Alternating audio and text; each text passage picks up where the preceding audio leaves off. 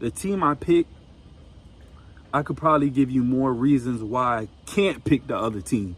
That's how thoroughly I'm researching and nitpicking and going over my ends.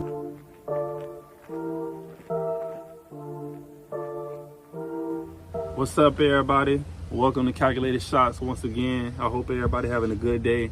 As you can see, I'm outside with it today, man. I was trying to figure out my setup in my truck. I usually do it in my truck, in my room, something like that. I said, you know what? They ain't gonna care too much about the setup, man. They want to hear the message. So get straight into it today. I'm doing this video for one of my subscribers, one of my people, man, which I appreciate you. Rose Perez, I believe is her name. And she asked me something about NHL, how to pick the teams, you know, how to know what team to pick, just basic knowledge about NHL. I could tell she might not be too informed on it, and that's fine. That's what we're here to do. So we're going to learn together. So with NHL, I noticed with NHL, the best site for information regarding NHL, in my opinion, is Odds Shark. Odds Shark. You can go on Google and put in Odds Shark, right? So to set it up, you might be like Bruins versus Florida Panthers, Odds Shark. You go to Google first, then type in on Google Bruins versus Florida Panthers, Odds Shark. And then it'll pop up website and you click Odds Shark, right? So on there, I'm looking at the main things I'm looking for is goals per game, right? Which team's scoring? If this team scores 3.3 goals per game and this other team only scores 2.73, well, that jumps out to me.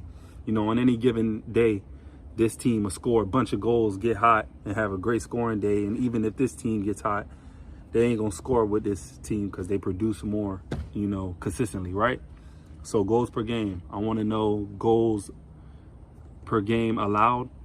You know, defensively, how many goals per game allowed, which is important always, right? They have something called power play, power kill percentage. So power play, the team that's in the power play has all their members, 6 players on ice.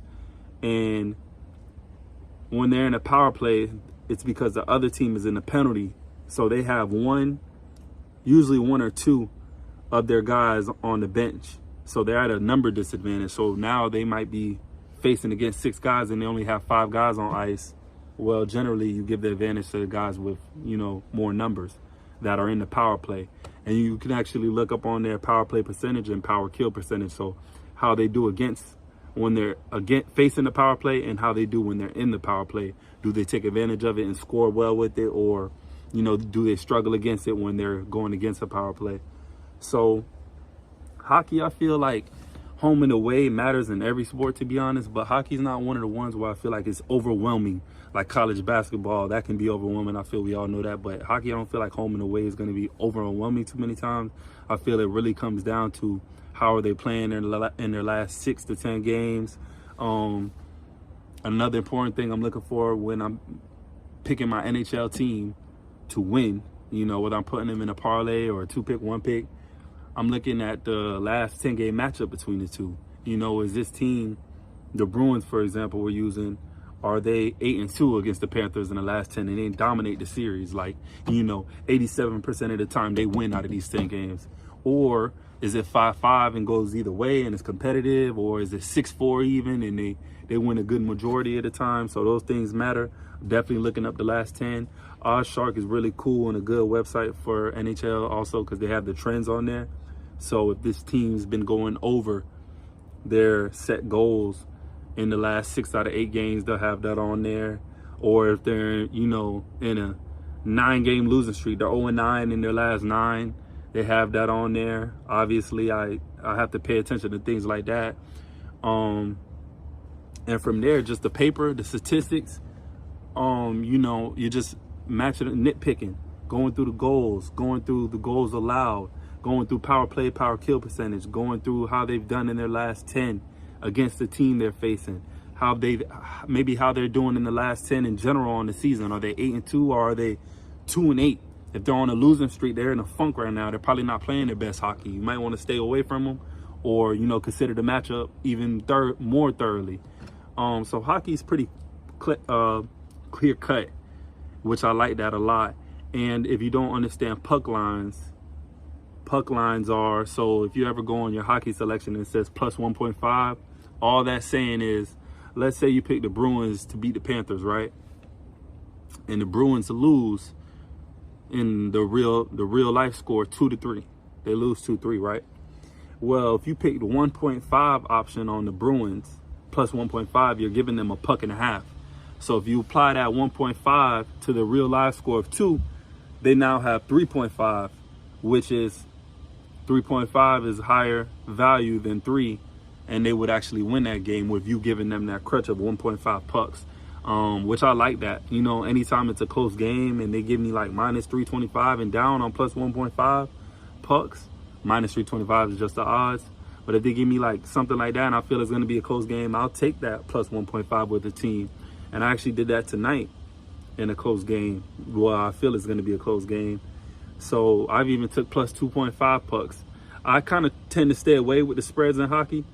You know, you got to be sure of a blowout. And I'm trying to hit a parlay, so I don't got time to factor in a blowout on top of a win. No, I'm picking a team that, you know, statistically they're better.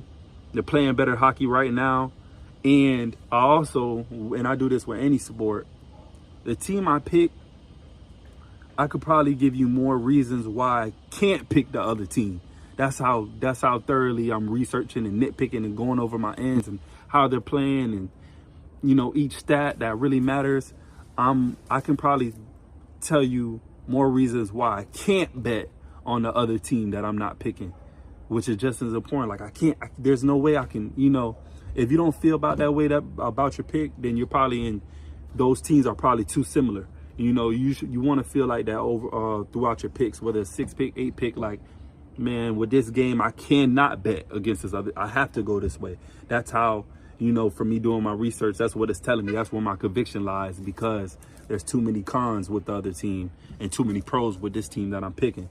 So, you know, NHL is great. I like the puck lines. I like them head up. It's just about who's playing the better hockey at the time, who's statistically better. You know, maybe they're really well at defending home. You know, them being at home might be a plus.